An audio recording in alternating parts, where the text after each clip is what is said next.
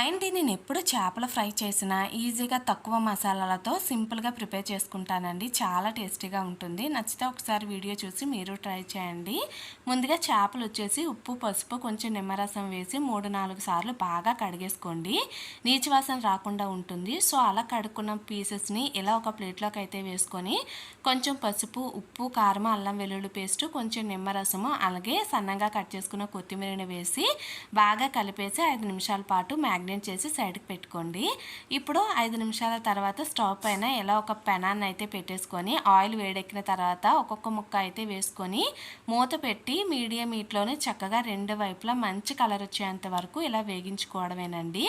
ఇలా చేపలు ఎప్పుడు వేగించుకున్నా నాన్ స్టిక్ ప్యాన్ పైన కాకుండా ఇలా పెనం పైన అయితే వేగించుకోండి, చాలా బాగా వస్తాయి. సో ఈ ముక్క అన్నది బయట క్రిస్పీగా లోపల సాఫ్ట్గా చాలా బాగుంటుంది. ఇలా ట్రై చేయండి. నచ్చితే లైక్ చేసి ఛానల్ని ఫాలో చేయండి.